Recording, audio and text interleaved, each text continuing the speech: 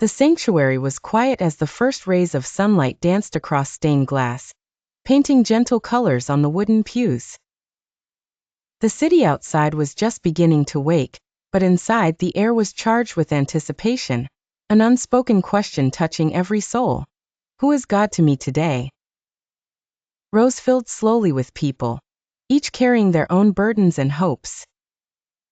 Some wore doubts like heavy cloaks, others bore wounds invisible to the eye. Yet as the music began, something changed. Notes floated up, tentative at first, then swelling with courage as voices joined together. The sound wasn't perfect, but it was honest, a tapestry woven from longing and gratitude. A young woman in the back closed her eyes, letting the melody wash over her.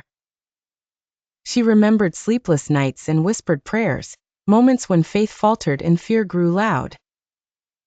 Now, arms raised, she felt the nearness of God as if he stood beside her, listening.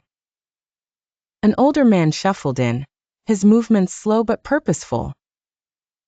He'd lost count of the Sundays he'd spent here, yet today the words of the hymn struck differently. Memories of hard years softened in the chorus, his doubts meeting a grace that felt real. The pastor stepped to the pulpit, his voice steady though his heart raced. He spoke from experience, not just scripture. God was more than an idea from ancient texts, more than a distant ruler. God was the gentle touch in hospital rooms, the laughter of children, the forgiveness after harsh words. In that moment, the sermon became a conversation, every ear tuned to the possibility of renewal. Children's footsteps echoed as they returned from Sunday school, their eyes bright, their stories filled with wonder. To them, God was simple, a friend who listened, who cared, who made the world beautiful. In prayer, heads bowed and hands reached out, not just to God but to one another. The silence between words was thick with honesty, each person offering up broken pieces and receiving unexpected comfort.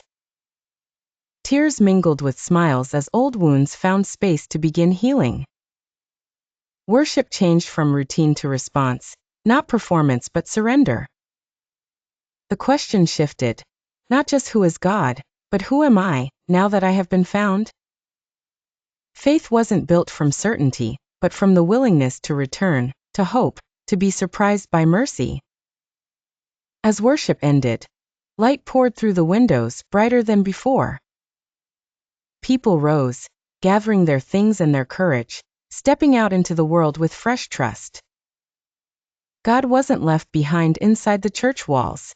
He was present in every moment that followed, in a shared meal, a gentle word, a new beginning.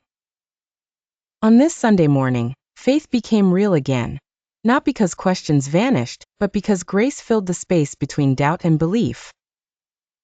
In 100 hearts, the answer whispered quietly, God is here, and I have been found.